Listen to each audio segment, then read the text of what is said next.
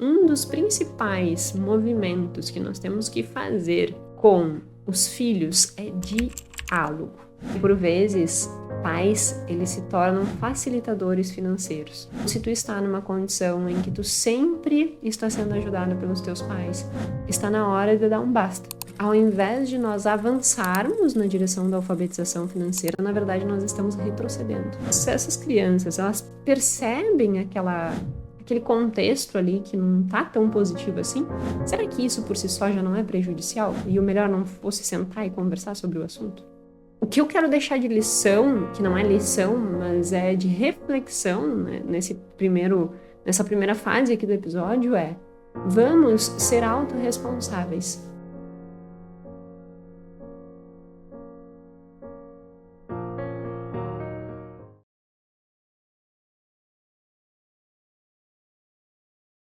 Hoje o tema é, ou deveria ser, algo muito mais disseminado do que propriamente é.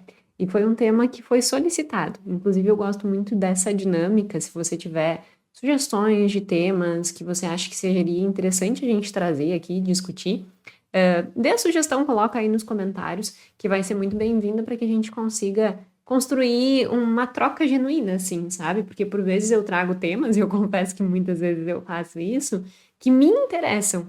No sentido assim, nossa, eu estou muito afim de estudar esse tema. Vou montar um podcast sobre esse tema.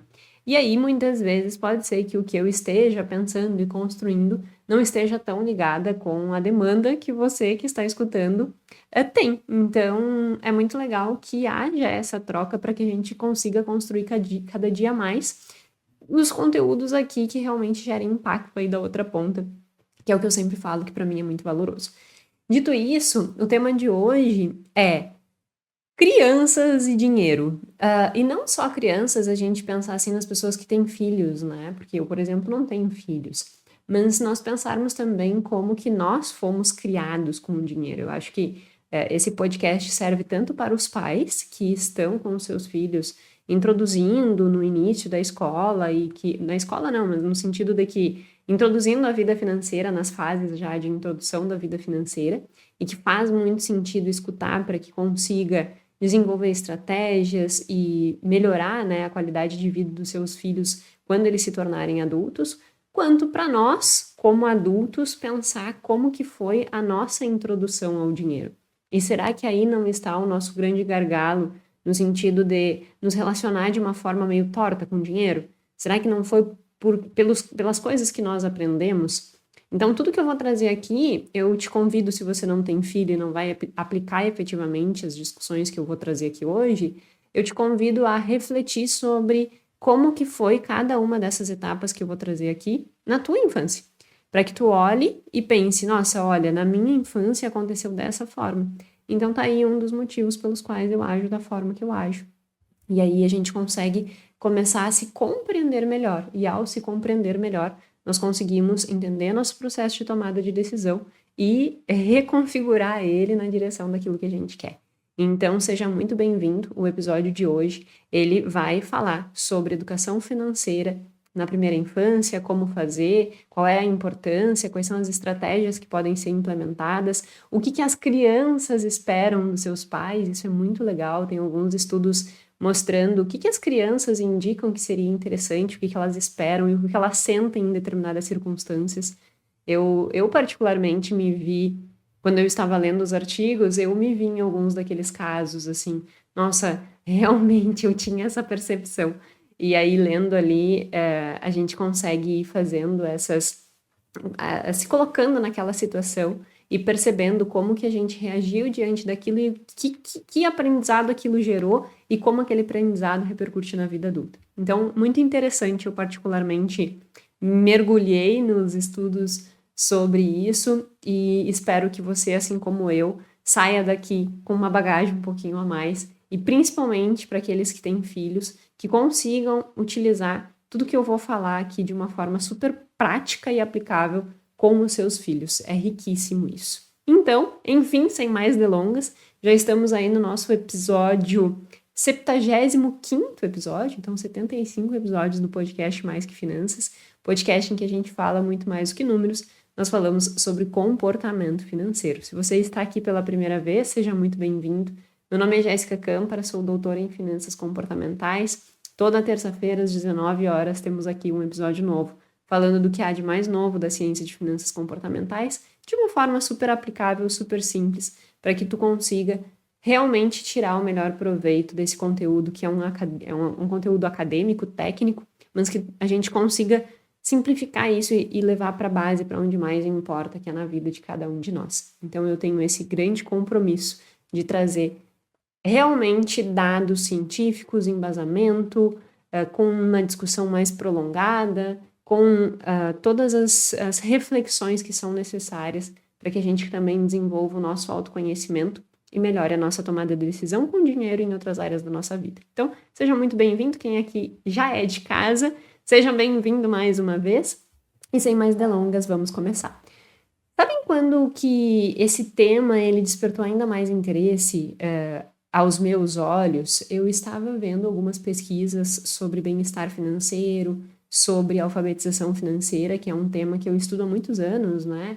Desde que eu entrei nessa área, 13, 14 anos, eu já estudava alfabetização financeira, tem episódios aqui, inclusive, falando sobre isso. Eu já estudava essa questão de o quanto a gente tem que aprender sobre o dinheiro e o quanto isso repercute no nosso bem-estar financeiro, que é um outro tema que eu estudei muito também, tanto na minha dissertação de mestrado, meu doutorado, um tema que eu particularmente gosto muito. Então, a partir desses estudos, houve a Norvilitis, né, que é uma das grandes pesquisadoras da área de alfabetização financeira, ela publica todo ano um relatório para mostrar como que anda a educação financeira e a alfabetização financeira no mundo. E ela publicou em 2023 mais um desses relatórios. E nesse relatório tem um gráficozinho bem ilustrativo, bem didático, mostrando que as gerações futuras, elas estão com menor alfabetização financeira.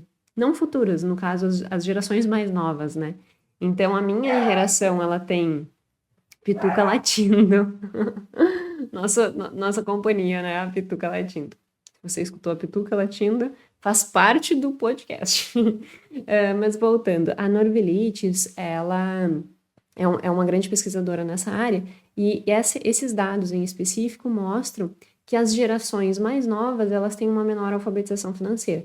Então, se eu pego a geração da minha mãe, por exemplo, que tem ali seus 65 anos, ela tem um nível de alfabetização financeira melhor do que a geração que tem em torno de 40, que é melhor do que a minha geração, que tem em torno de 30, e a minha geração é melhor do que quem tem 20, 18 anos. O que isso quer mostrar? Que ao invés de nós avançarmos na direção da alfabetização financeira, na verdade nós estamos retrocedendo. E isso é uma grande preocupação, porque se a gente for pensar o impacto que isso pode gerar lá na frente.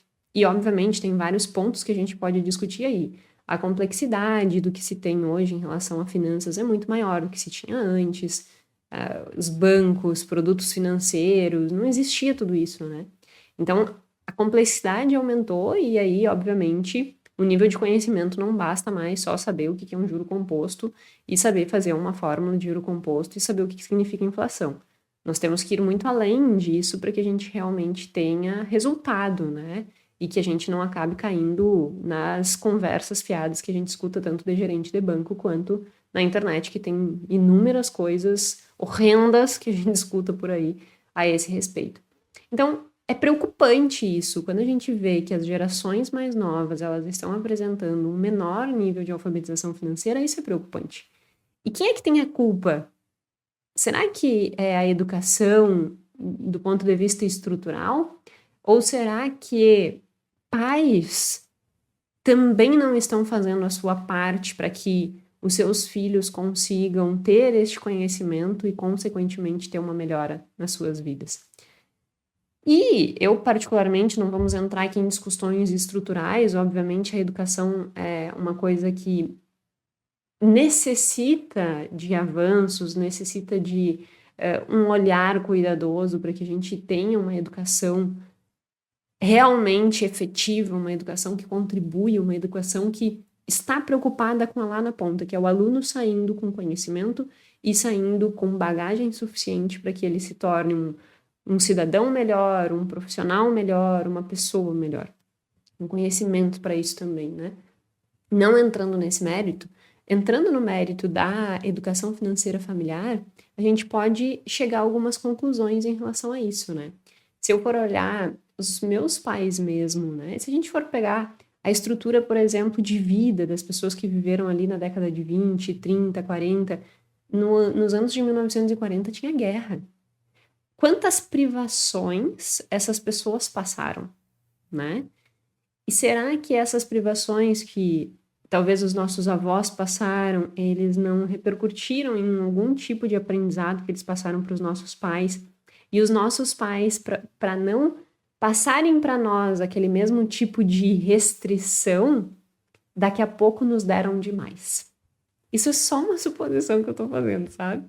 Porque olhando o contexto, e nas próprias pesquisas nos Estados Unidos, eles discutem isso.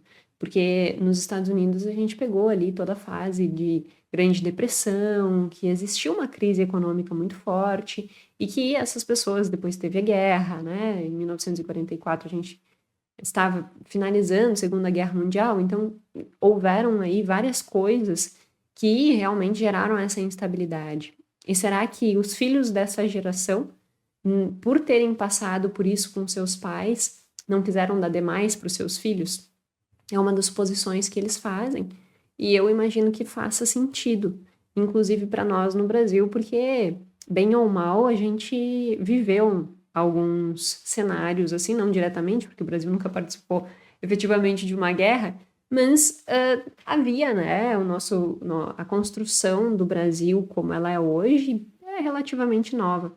Então, existe aí ainda resquícios do que a gente chama de epigenética, que isso que vai passando de pai para filho, de filho, né, de avô e sucessivamente. Então, existem esses aprendizados que, por fim, podem fazer com que, para proteger, esses pais deram demais e ensinaram de menos.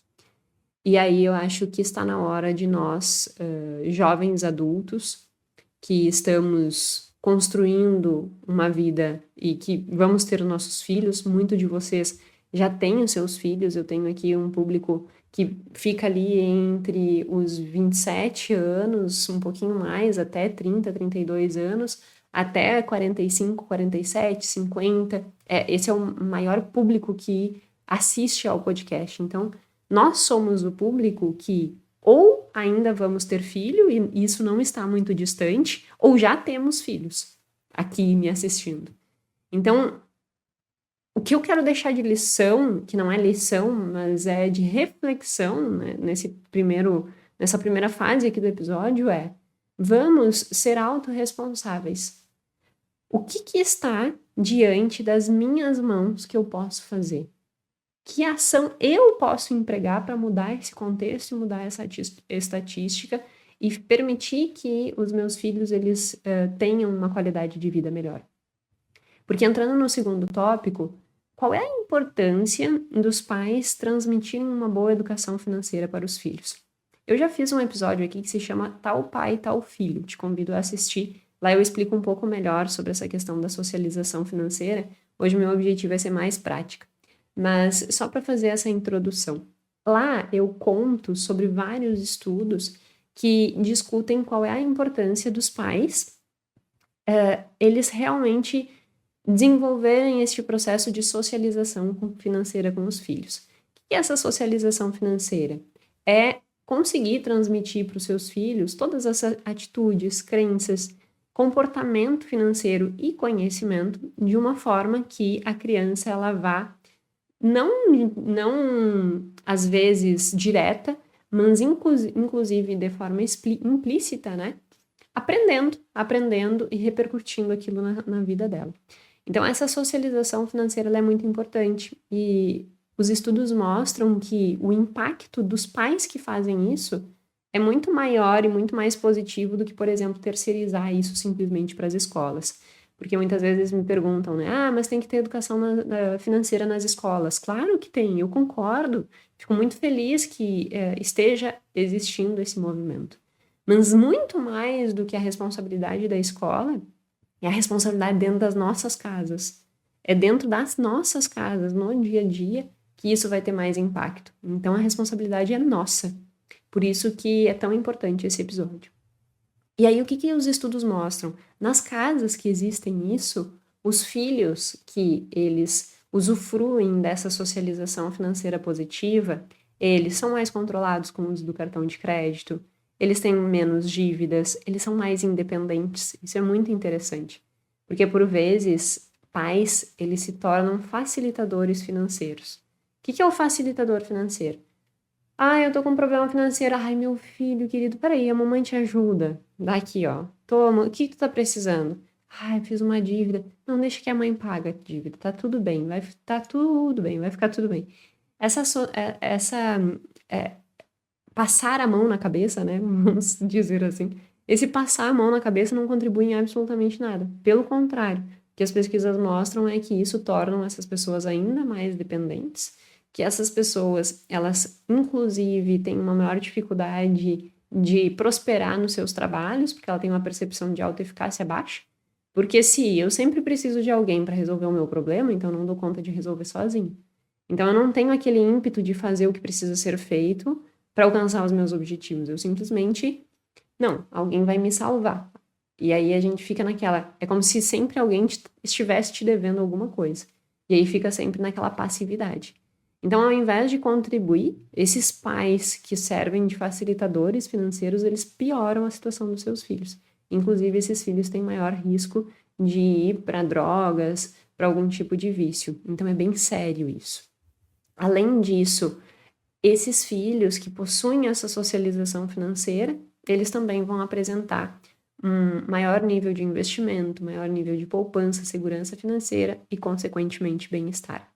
Então, é indiscutível hoje, nos estudos, que a socialização financeira ela traz um benefício absurdo para a vida da pessoa ao longo do tempo. Tanto do ponto de vista de gestão prática, menos cartão de crédito, menos dívidas, mais investimentos, mais poupança, mais ativos, quanto do ponto de vista subjetivo. Essa pessoa ela vai ter maior bem-estar, ela vai ter uma percepção de autoeficácia melhor, ela não vai ter tantos riscos com vícios, com drogas. Então, percebe que o impacto ele é muito além simplesmente do número, mas é um impacto positivo na vida da pessoa. Dito isso, é inquestionável que você, se tem um filho ou se está para ter um filho, comece a refletir sobre isso. E se você é filho e não viveu esta socialização financeira e tá aí com cartão de crédito alto, com dívidas, com percepção de baixa autoestima, comece a repensar o que tu aprendeu e será que aí não está a raiz? E inclusive sobre esse aspecto de facilitação. Se sempre o teu pai e a tua mãe estão te ajudando financeiramente, está na hora de você olhar e dizer assim, chega, chega. Agora eu vou tomar conta da minha vida. Agora eu vou dar conta de resolver os meus problemas. Eu sei que eu tenho para onde voltar. Eu sei que se eu precisar, eu tenho para onde recorrer. Mas isso aqui é responsabilidade minha. A gente chama isso de locus de controle interno. É quando a gente realmente não terceiriza a culpa de absolutamente nada, muito menos terceiriza ações. Nós vamos lá e agimos e fazemos o que é preciso ser feito. Então, se tu está numa condição em que tu sempre está sendo ajudado pelos teus pais, e eu sei que o quanto isso é confortável, né?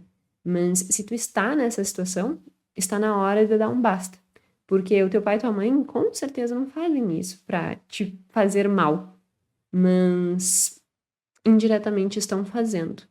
E eles querem o teu bem. Então, se tu chegar e ter uma conversa muito clara e dizer assim, olha, eu acredito que isso não esteja me beneficiando. Eu quero dar os meus próprios passos. E conto com vocês nesse processo, no sentido de me dar apoio a essa decisão, mas a partir de agora eu vou dar conta desse negócio. E se tu é um pai ou uma mãe que são facilitadores, também senta com o filho e conversa. Logo mais eu vou falar sobre essa questão de um diálogo aberto e o quanto isso é importante para que a gente construa níveis de relação afetiva diferente, com transparência, com tranquilidade de tratar assuntos difíceis. Dito isso, É, então, incontestável a importância de introduzir a socialização e introduzir a gestão financeira para as crianças, porque são essas crianças que vão se tornar esses novos adultos e, quem sabe, nós não vamos contribuir para que a gente manipule essa estatística para baixo. Seria um grande sonho, né? Tornar esse tipo de conhecimento, tornar esse tipo de estudo muito divulgado a ponto de realmente gerar uma transformação social, que as pessoas olhem para isso, se apropriem disso e todas façam um movimento de mudar essa realidade. Eu realmente ficaria muito, muito realizada se um dia eu conseguisse fazer com que isso tivesse uma repercussão tão grande a ponto de que nós pudéssemos, de alguma forma, manipular essas estatísticas de um movimento para melhorar essas questões e diminuir os tabus em relação às finanças. Inclusive, eu estou pensando em gravar um episódio só falando sobre o porquê que o dinheiro é um tabu, porque a gente precisa começar a quebrar isso o mais rápido possível para que a gente possa viver melhor. Enfim, é indiscutível a importância disso. Entendendo que é indiscutível a importância disso, entrando já no terceiro tópico desse episódio, nós temos que pensar assim, ok, é indiscutível, mas o que falar e o que não falar para os filhos ou para as crianças, ou o que me foi dito e o que não foi me dito, né? Tem um estudo bem interessante que foi querer entender o que a criança pensava. Porque muitas vezes os adultos, os pais ou nós, como filhos, ficamos pensando e conjecturando coisas e cenários em relação à situação dos nossos pais. Eu, por exemplo, fazia muito isso quando eu era criança. Lá em casa nós não tínhamos uma discussão aberta sobre dinheiro, assim, no sentido de planejamento, de gestão. Nunca foi aberto essas discussões. E eu quero ser um incentivo para que na sua casa isso seja mais aberto, e na minha casa isso hoje já é mais aberto, e quando eu tiver filhos, quero construir tudo que eu vou falar aqui hoje de uma forma muito mais livre, essa comunicação. Porque, olha que interessante, esse estudo ele foi feito com crianças, para entender realmente o que as crianças estavam percebendo desse processo de comunicação interna dentro de casa. Então, eles entrevistavam as crianças e entrevistavam os pais. Obviamente, com todo o consentimento, né? Todas as pesquisas, elas partem do comitê de ética, os pais, eles tinham que autorizar que os filhos participassem, tem toda uma construção que é muito mais do que simplesmente ir lá e entrevistar a criança. Mas aí eles, depois de todo esse processo de consentimento, eles chegavam até as crianças e perguntavam: o que tu pensa sobre dinheiro? Como que é a tua comunicação? E aí eles tinham lá um script de umas questões que eram como se fosse uma entrevista estruturada, assim, perguntando a relação. Olha que interessante o que eles perceberam nesse estudo. Os pais, eles abriam conversas sobre dinheiro ponderando o custo-benefício. O que eu quero dizer com isso? Os pais, eles só falavam sobre dinheiro quando eles achavam que aquilo ia ser benéfico para a construção do futuro do seu filho. Então, se é para discutir objetivos, se é para discutir metas, se é para discutir poupança, se é para discutir essas coisas que eles consideravam importante para que esse filho fosse um adulto que tivesse um futuro mais estruturado, eles traziam à tona e tentavam conversar de alguma forma. Mas quando existia dívida, quando existia problema financeiro, os pais evitavam conversar isso com as crianças ou trazer essa discussão, porque pressupunham que isso geraria preocupação na criança. E talvez sim, né? Gerasse. Mas ao ter este medo, esses pais eles não traziam esse tipo de discussão para as crianças. Só que o que acontece? As crianças, mesmo que os pais não trouxessem as discussões para a mesa, vamos colocar assim, né? Que eles não trouxessem a discussão para as mesas, as crianças percebiam. Então, muitas crianças diziam assim: nossa, eu sei que o meu pai e a minha mãe não falam sobre dinheiro, mas é que eu acho que tem algum problema, tem alguma dívida. Alguns nem falavam em dívida em si, tinha crianças bem jovens sendo entrevistadas, mas, para não me preocupar, isso não é muito tratado lá em casa, vejo que eles ficam meio nervosos com o assunto. Então, as crianças, de certo modo, elas sentem o que está acontecendo, elas percebem, não é nem sentir, elas percebem o que está acontecendo. O pai, dizendo ou não, a criança percebe. E aí é uma suposição minha, no artigo eles não discutem a fundo isso, mas será que o fato dessa criança perceber que existe um problema, isso por si só, já não é um fator estressante? E será que esse fator estressante não afasta ainda mais ao invés de aproximar? E ao afastar, não gera um prejuízo ainda maior? Eu não sei. Eu realmente não tenho essa resposta. O estudo não se aprofundou nisso. Porque eu vou lendo os estudos e eu acho que isso é um exercício importante que tu tem que fazer também aí na tua vida, né? Às vezes a gente lê coisas, a gente não pode ler engessado naquilo que está escrito, mas tem que gerar algum tipo de reflexão na nossa cabeça. Quando tu me escuta aqui, o objetivo é que gere algum tipo de reflexão na tua cabeça, né? Então não basta a gente pegar e ler que nem um robozinho, linhas soltas. A gente tem que olhar, interpretar e gerar algumas reflexões. E muitas vezes eu faço essas reflexões. E nesse sentido eu fiquei me perguntando, assim, se essas crianças, elas percebem aquele contexto ali que não tá tão positivo assim, será que isso por si só já não é prejudicial? E o melhor não fosse sentar e conversar sobre o assunto? Porque no final das contas, o que se mostra é que as famílias que conversam e têm socialização financeira vivem melhor como adultos. Então, será que trazer o problema à tona, reunir toda a família e trabalhar junto, como se fosse, olha, existe um problema e juntos a gente vai solucionar isso? Será que isso não é muito mais educativo? Eu, Jéssica, acredito que seja. O estudo não avançou nisso, mas eu particularmente acho que seja. Mas o que fica de reflexão em relação a isso? A criança percebe. O que nós vamos fazer com isso, agora a gente vai começar a discutir. Mas a criança percebe. Ou você queira ou você não queira, a criança percebe. E eu acho que é melhor ela saber por inteiro do que ficar conjecturando coisas. Eu, por exemplo, conjecturava muitas coisas, assim, né, que eu disse no início. A gente nunca teve, agora mesmo a minha mãe chegou hoje, né? Vai ficar um tempo aqui, semana que vem a gente vai para São Paulo, ela fica com a Pituca, depois ela vai fazer umas viagens, ela vai ficar um tempo aqui em casa. E de babá da Pituca também, né? Eu vou ter que contratar uma babá permanente pra Pituca, quase. Porque eu sou chata e eu não deixo a Pituca em pets. Paralelo completamente a parte feito, né? Mas a mãe chegou e eu até perguntei pra ela assim: por que isso não se discutia lá em casa? Por que a gente nunca falou de dinheiro abertamente? Ela disse: eu também nunca falaram comigo abertamente sobre dinheiro, né? Meus pais. Isso também não era um assunto lá em casa e, sei, simplesmente não se falava, sabe? Como se aquela velha frase, dinheiro não é coisa de criança. E isso gera algumas repercussões bem negativas, óbvio que eu fui estudar isso, eu fui me aprofundar nisso e me desenvolver nessa área. Mas a maior parte das pessoas não vão ser e seguir a área que eu segui. Então, boa parte das pessoas teriam prejuízos nisso, né? E aí a mãe me respondeu isso. Era meio que nem se pensava nisso. E aí eu cogito que esteja muito relacionado com essa coisa. Dinheiro não é coisa para criança. Mas no final das contas, a criança vira-se um adulto sem saber absolutamente nada do que fazer. Então gera um prejuízo gigantesco. Portanto, entendendo que, e aí por que eu comecei a falar da minha mãe, né, e desse contexto?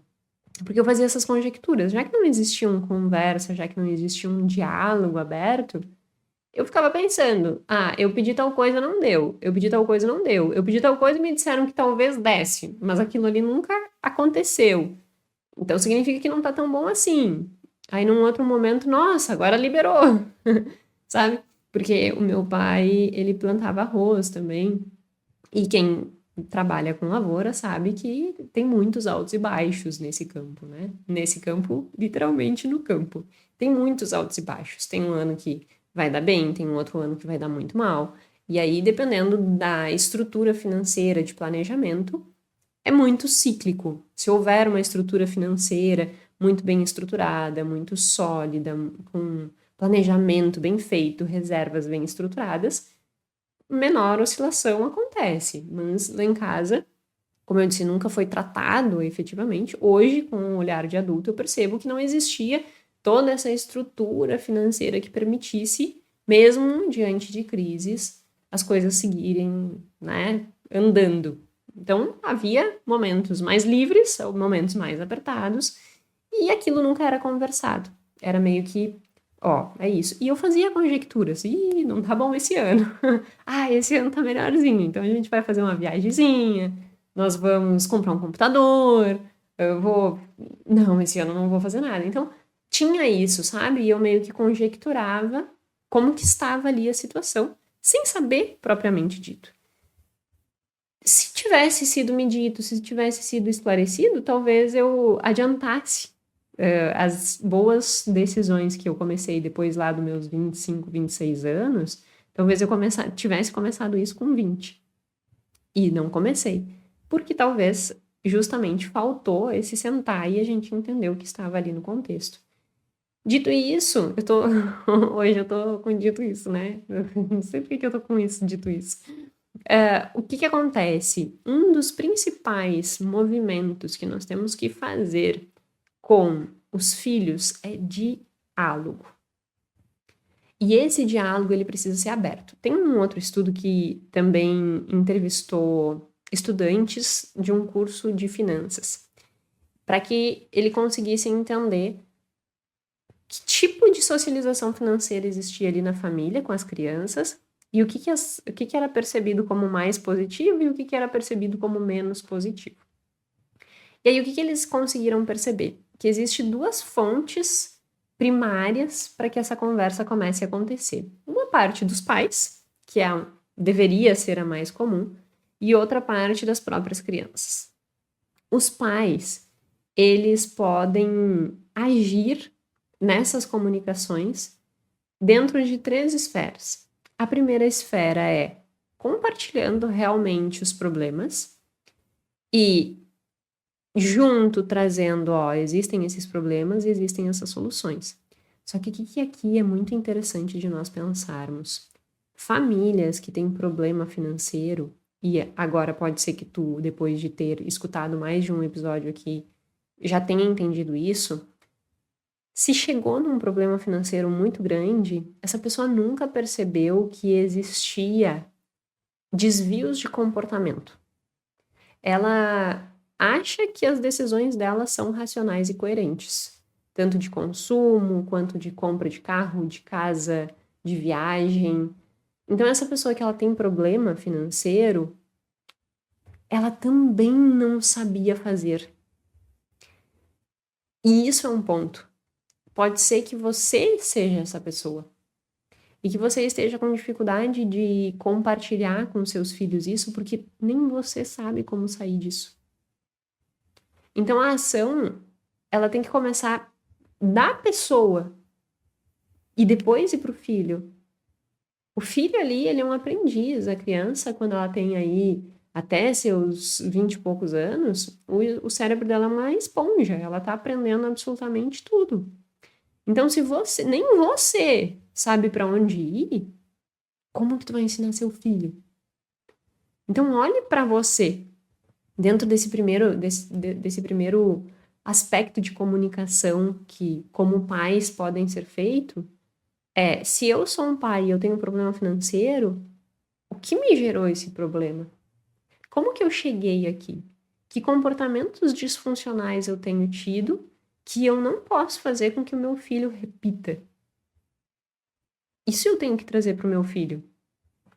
Só que tu tem que trazer para o teu filho, ou como filho tu tem que tentar entender o que os teus pais fizeram, não como uma forma de que, nossa, olha aqui, ó, estamos nessa situação e agora a gente tem que pensar como sair daqui.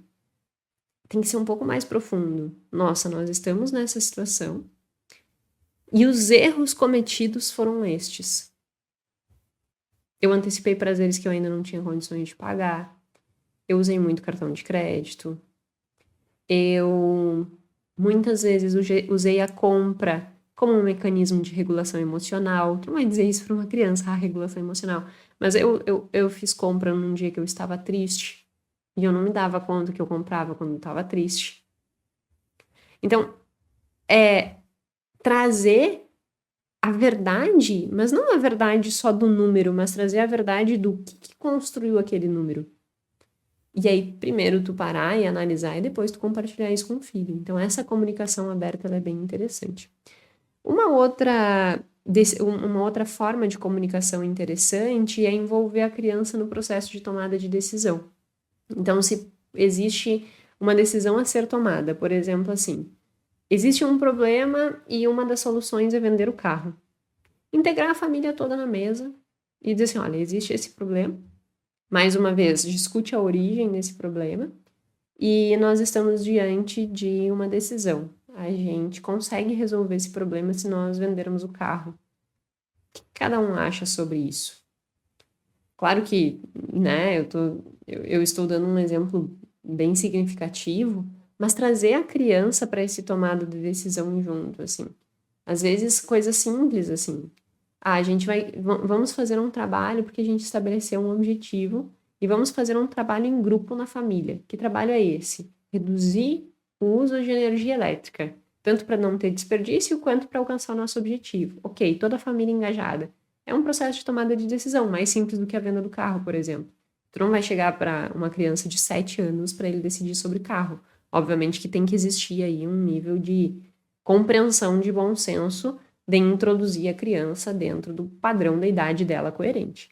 Então não vai sair, né? Mas com uma criança de 7 anos, isso pode ser dito. Olha só, lembra aquela viagem? A gente está com o objetivo daquela viagem.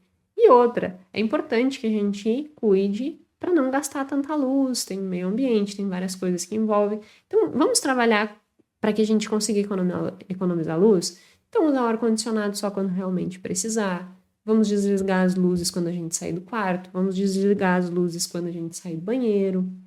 E aí vai construindo essa consciência. Quando a criança quiser comprar alguma coisa e introduzir a criança nesse processo de tomada de decisão. A criança vai dizer assim, eu quero um brinquedo novo. Vai dizer assim, olha, filho, será que tu já não tem esses brinquedos suficientes aqui? Será que é realmente necessário um outro brinquedo? E se a criança realmente relutar, não, eu quero, introduzir uma outra política. Bom, se tu quer, sempre que entra um brinquedo novo, sai um velho. Sempre que entra uma roupa nova, sai uma velha.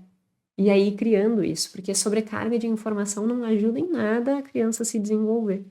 Esses dias, inclusive, eu estava escutando a Fernanda, que é uma colega minha de doutorado, que também trabalha e tem cursos no Instagram, ela trabalha com pesquisa na prática. Se você ainda não conhece e é do meio acadêmico, sugiro, inclusive, que você vá lá e aproveite o riquíssimo conteúdo dela. Ela tem um bebê acho que agora ele está com 3 anos. E ela estava falando justamente sobre isso, assim, que a criança, ela tem aquele ímpeto, né? Está olhando o desenho, ela já entendeu que se ela trocar de canal, ela troca o desenhinho. E aí diz que ele começou assim, outro, como quem diz, eu quero outro, né? Outro desenho, outro desenho, outro desenho, outro desenho, outro desenho. E a reflexão que ela fez ali foi perfeita. Quando uma criança, ela pede outro, e aí ele estava no contexto de desenho, mas poderia ser no contexto de brinquedo, de consumo, o que ela tá pensando, né? Que ela não...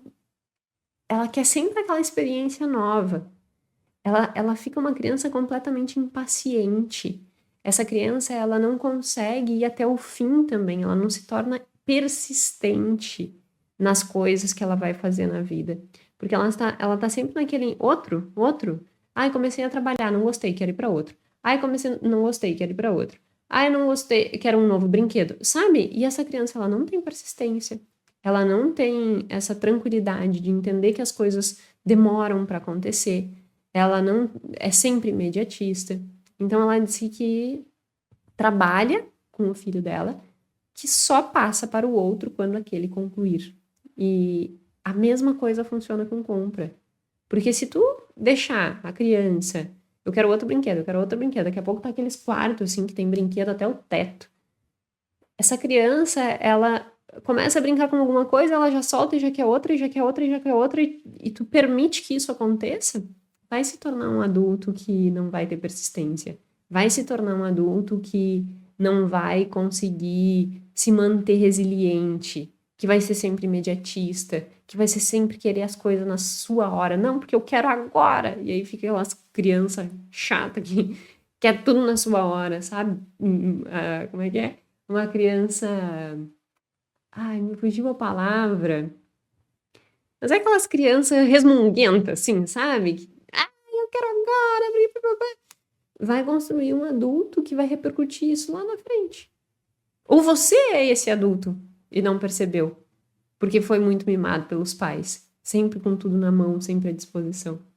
Então, quando eu digo que é para envolver as crianças no processo de tomada de decisão, é envolver de uma forma inteligente, é envolver, assim, construindo esse ambiente que não é tudo na hora que tu quer, nem como tu queres, mas temos que ter consciência nesse processo de tomada de decisão. E nós, adultos, somos as chaves para a construção dessa consciência. Só que para a gente conseguir construir essa consciência no filho, eu primeiro também tenho que ter essa consciência, né? Então, percebe que é um movimento na família como um todo, não é só para o filho. Então, esse é um segundo ponto.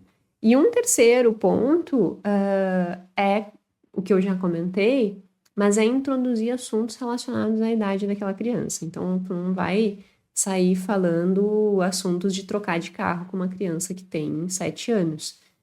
Se a criança tiver 12, 13 anos, talvez já dá para colocar ela na mesa e trazer essa discussão à tona. Isso é quando o pai traz a conversa.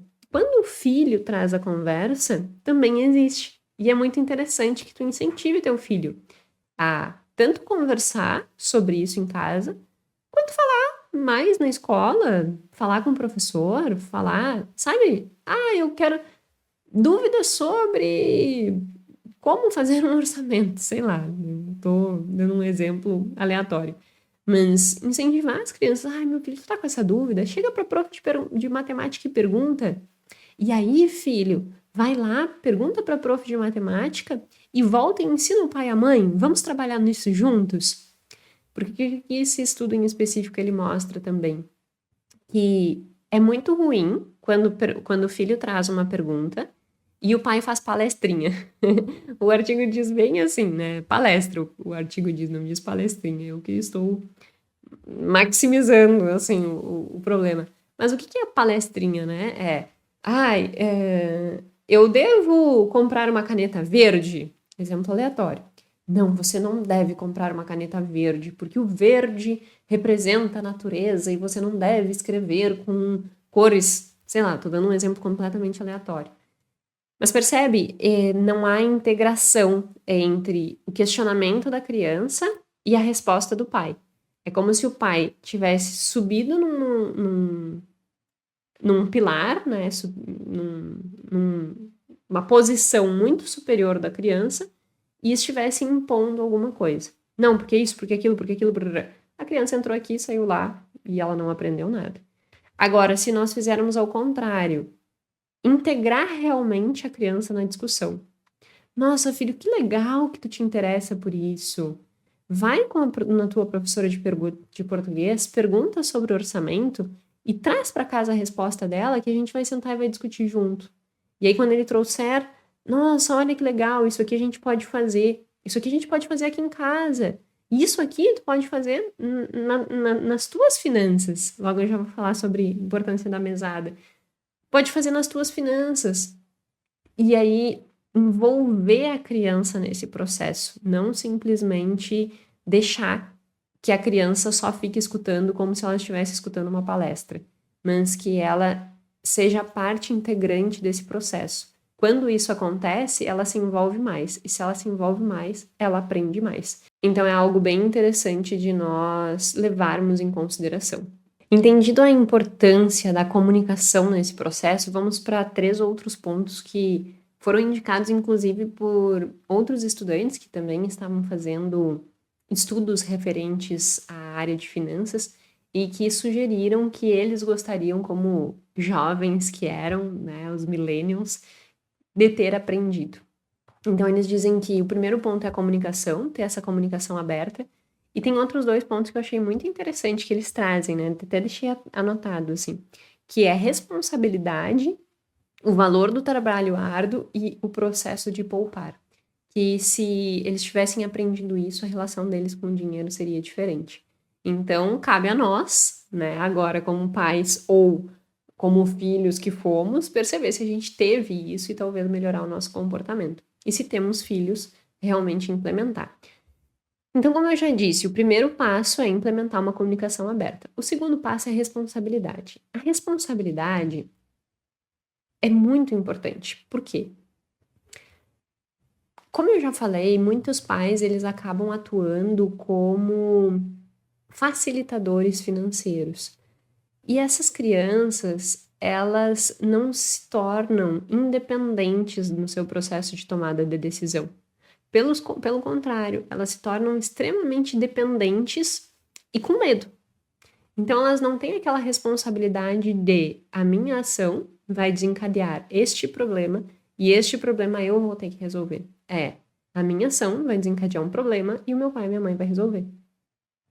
Portanto, ensinar a responsabilidade é um ato de amor. Diferente do que as pessoas dizem, mas como que eu não vou dar para o meu filho se eu tenho condições? Como que eu não vou permitir que ele faça não sei o quê? Muitas vezes dizer não, na realidade, é um ato de amor. Então, que nós possamos dizer mais nãos, né? E nesse processo de permitir o aprendizado da responsabilidade, uma das melhores ferramentas é a mesada. Aí você pode estar pensando assim, Jéssica, mas até agora você disse que ele tinha que ter autonomia e resolver os seus próprios problemas. Por que eu vou dar dinheiro então para ele? Isso não seria uma facilitação? Só que não, porque na verdade, quando tu dá a mesada e instrui ao uso da mesada, ela se torna um mecanismo de aprendizagem prática. Porque tu sai do simplesmente cognitivo, eu estou escutando falar sobre dinheiro, meus pais estão me integrando na decisão e tal, e tu vai para a aplicação desse conhecimento, e isso é muito importante.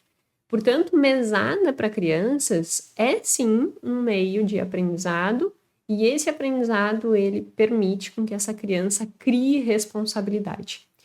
Só que não é dar mesada de qualquer forma, é dar uma mesada de uma forma estruturada. A primeira coisa que a gente tem que decidir é quanto dar de mesada. Óbvio que isso vai variar muito das tuas condições financeiras, mas não sai dando uma mesada que seja muito grande. O que eu quero dizer? Eu tenho condições de dar uma mesada muito boa para o meu filho. Não, sabe? Se o teu filho tem, por exemplo, 7 anos, R$50 por semana já é uma ótima mesada, maravilhosa. Dá para começar com até menos do que R$50 por semana, sabe? Porque vai permitindo com que ele veja o valor do dinheiro. Se tu, mas eu tenho condições, eu poderia dar, sei lá, R$1.000 para ele. Entende que se tu dá R$1.000 para ele, ele não vai conseguir perceber o valor do dinheiro? Porque uma criança com R$1.000 na mão, ela vai gastar com um monte de bobagem e tu não vai estar contribuindo. Então tem que ter restrição. Tu vai dar mesada, mas essa mesada ela não vai ser um valor que vai permitir com que ele tenha uma bela liberdade financeira. Ele vai ter que ter restrição a ponto de que ele entenda que ele vai ter que elencar prioridades, que ele vai precisar abrir mão de algumas coisas em prol de outras coisas que ele quiser, que ele vai ter que guardar dinheiro nesse processo. Se tu der uma mesada muito grande para ele, para as condições de uma criança, tu tá acabando com esse processo de aprendizado. Então, a mesada, ela não pode ser um valor que deixe ele com uma liberdade absurda em relação ao dinheiro. Ela tem que ser um valor que a criança, ela sinta que existe um nível de restrição. E que ela tem que fazer escolhas. Isso é a principal questão, sabe? A criança, ela precisa aprender que ela precisa fazer escolhas. Que ela não vai ter dinheiro na mão para tudo que ela quiser. Então, que ela vai precisar definir prioridades e, a partir dessas prioridades, elencar ali o que ela vai fazer, o que ela vai deixar de fazer. Então, como que vai funcionar essa estrutura de mesada? Primeiro é importante tu entender um pouco o perfil do seu filho, né? Ou mesmo você quando ganhava a mesada. É uma pessoa mais impulsiva, é uma pessoa que não consegue esperar as coisas, é uma pessoa que tem uma tendência mais responsiva, no sentido de falou, a pessoa respondeu, ela é ou não é uma pessoa mais calma, é uma pessoa mais ponderada, é uma pessoa mais equilibrada emocionalmente. Por que que isso é importante? Porque aquele que é muito impulsivo, muito reativo, muito não sei o quê, o ideal é que tu comece a fazer e dar essa mesada de forma gradativa. Então, tu vai pegar um mês, digamos que tu estabeleceu que a mesada dele vai ser R$ 50 por semana. Que a mesada no mês vai ser R$ 200, tá? Dentro de cada condição de estrutura de família, pituca latindo. Você vai definir aí o valor dentro da sua estrutura organizacional, né, no sentido da tua família, mas digamos, vamos trabalhar aí com um valor de R$ 200 por mês, que é um valor que já é, assim, quase grande para uma criança dessa idade. Então, ela vai ter ali R$ 200, o que representa R$ 50 na semana. Se tu tiveres um perfil de filho mais impulsivo, mais imediatista, mais não sei o quê, os R$ 50 por semana. Se o teu filho for mais ponderado, mais equilibrado, aí tu dá os 200 na semana e explica que esses 200, na verdade, são 50 por semana, que a gente precisa subdividir esses gastos para que ele não inicie o mês se achando rico e termine o mês sem ter condições de comprar absolutamente nada, de ter as coisas que ele quer, e que ele precisa fazer uma listinha. Nesta listinha ele tem que linkar as prioridades dele e um dos aspectos prioritários na vida dele vai ser estruturar uma reserva de emergência. E aí você vai explicar para ele o que é reserva de emergência, qual é a importância, que isso vai dar tranquilidade em qualquer coisa que ele precise, que isso vai permitir com que ele tenha tranquilidade nas decisões dele, que isso lá na frente, quando ele estiver se formando, se tornando um profissional, pode dar para ele, por exemplo, a chance dele escolher um estágio que pague menos, mas um estágio que realmente faça sentido para a carreira que ele quer construir, que ele não fique dependente do salário do estágio, porque ele construiu essa reserva. Então, trazendo esses itens de vida real, óbvio que com uma criança de 7 anos talvez tu não consiga ainda introduzir esse tipo de argumentação, mas uma criança de 12 tu já consegue trazer esse tipo de discussão. A de 7 tu vai trazer mais o tipo assim, o tipo de discussão como os brinquedos que ela quer comprar, a viagem que ela quer fazer e o que ela precisa perceber que, se eu quero fazer uma viagem e a família vai pagar a viagem, mas na viagem eu sei que tem um brinquedo tal que eu queria muito ir. Bom, se o brinquedo tal custa tanto, a gente vai ter que guardar dinheiro para isso aí. E aí introduzindo essa responsabilidade, que esse é o item do que nós estamos discutindo. Essa criança, ela precisa perceber que ela não tem dinheiro infinito e que ela vai precisar elencar prioridades e que ela vai precisar fazer esforço para que ela consiga atingir aquela prioridade dela. E aí a gente pode parar e pensar assim, nossa, mas isso é meio óbvio, né? É óbvio. Mas por que a gente não ensina isso para os nossos filhos? E por que nós mesmos não aplicamos isso nas nossas vidas? Percebe? Então, acho que está na hora, muito mais do que simplesmente a gente pensar em como vai educar isso para os nossos filhos, nós realmente colocarmos uma coisa que é tão óbvia em prática. E isso tem a ver com comportamento. Isso tem a ver com olhar para dentro e entender por que eu estou errando tanto em relação a esse comportamento. O que está fazendo com que eu, escutando isso, percebo que é óbvio transmitir isso para o meu filho, mas eu não estou fazendo na minha própria vida. Tem lógica isso? Se não tem lógica, é comportamento, é emoções envolvidas. E aí, mais uma vez, tu desenvolver um processo de autoconhecimento contigo mesmo é importante. Então, essa estruturação de mesada tem exatamente esse objetivo, fazer com que a criança ela adquira autorresponsabilidade e ela adquira também esse senso de autonomia, de autoeficácia, de que ela é capaz de fazer aquela gestão, ela é capaz de determinar os objetivos e ela é capaz de determinar o que ela quer. E um ponto importante em relação a isso, se vocês juntos sentaram, conversaram, ela estabeleceu um objetivo e ela tem que guardar dinheiro para aquele objetivo, se por algum motivo ela não guardar por aquilo, você não pode dar aquilo que ela queria. Vamos dar um exemplo. Essa criança ela quer uma bicicleta e ela precisa guardar dinheiro para comprar essa bicicleta. E ela não guardou todo o dinheiro da bicicleta, porque ela gastou com alguma outra coisa que não estava nos planos como prioridade. Você, em hipótese nenhuma, pode chegar e dizer assim, ai, tá, tu não guardou, mas peraí que eu completo o valor. Não, ela tem que sentir a dor da frustração de não ter batido aquela meta.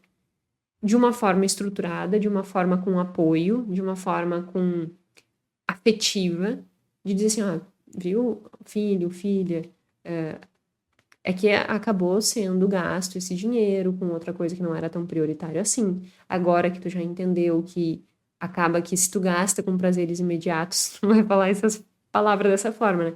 Mas se tu gasta com coisas no teu dia a dia, vai acabar prejudicando o teu sonho, que era ter comprado a tua bicicleta.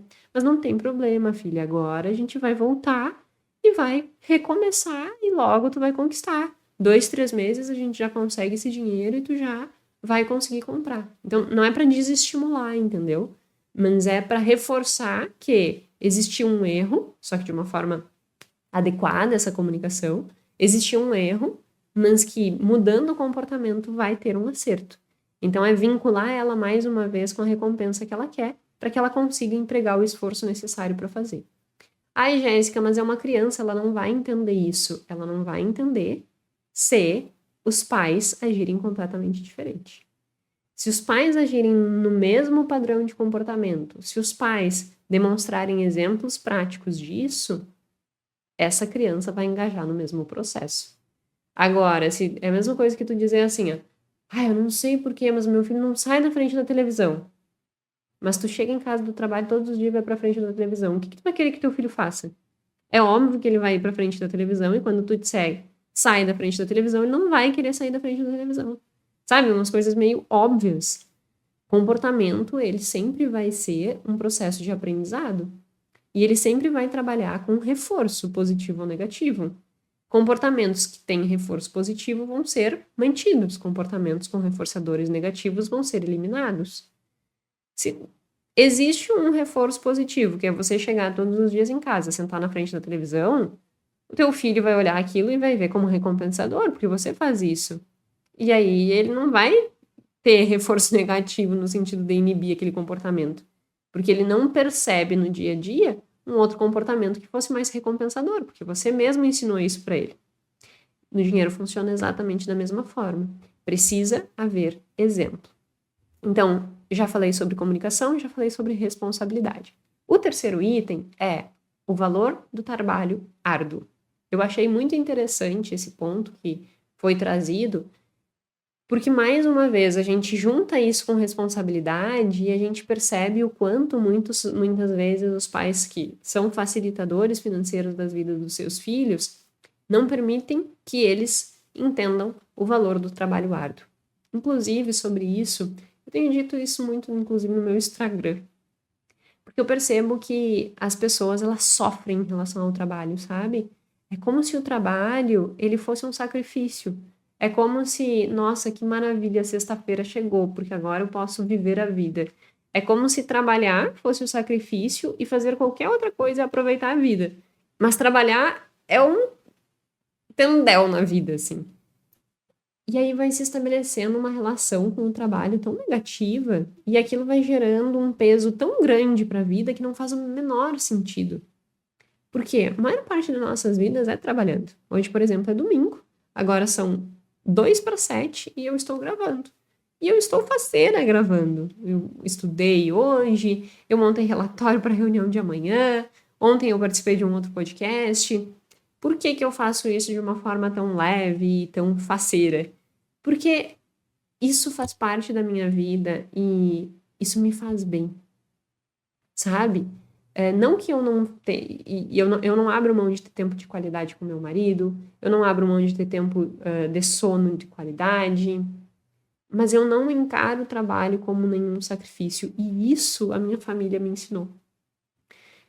Olha só, quando eu era criança, eu já disse, né, no podcast aqui, inclusive, que o meu pai trabalhava com lavoura, essas coisas todas. E se tu já conheceu alguém que trabalha pra fora, não existe sábado, não existe domingo, não existe feriados. Então a minha vida inteira, fim de semana, era dia de semana. Nós íamos pra fora, porque daí eu não tinha aula, e lá fora nós trabalhávamos. Então, se estivesse em colheita, meu irmão pegava um caminhão e ia puxar arroz, eu estava sempre acompanhando ele, ou se não era na lavoura, era fazendo algum trabalho com gado, era marcação, era castração, era juntar o gado, era curar as ovelhas, era fazer algum tipo de remédio no gado, sempre havia um envolvimento ali. Ou era porque deu enchente, tem que tirar o gado do meio da enchente, e aí tem que acordar às 5 da manhã e tem que pegar barco e juntar um monte de gente para conseguir fazer um mutirão para salvar os bichos. Então sempre o trabalho esteve presente, inclusive nos finais de semana, e nunca existiu essa separação. Trabalha-se dia de semana, final de semana se descansa, que é onde a gente vive a vida. Essas coisas, elas sempre foram parte das nossas vidas. Aí chegava o fim de semana, nós estávamos fazendo essas coisas no campo, a minha mãe estava corrigindo prova, ela era professora, né, professora de química, então a mãe estava corrigindo prova ou montando prova, e isso era o meu dia a dia. Então, acho que esse aprendizado, esta socialização em relação ao trabalho, me permite hoje lidar com o trabalho de uma forma muito leve. E isso fazer parte da minha vida e eu conseguir empregar esforço que outras pessoas não conseguem, porque elas encaram com o trabalho como uma coisa pesada. E eu encaro uma coisa leve, eu encaro que gostoso. Eu consigo estudar fim de semana sem me preocupar com os clientes, porque eu sei que eu não tenho obrigação de responder cliente fim de semana. Então, eu posso estudar com a minha cabeça mais livre, eu posso gravar o podcast com a cabeça mais livre, porque eu sei que não existe essa demanda do cliente por trás. Então, percebe que sempre existe essa leveza em fazer isso. E o que eu vejo é que as pessoas olham de uma outra forma. Como eu estava comentando, as pessoas olham como sacrifício.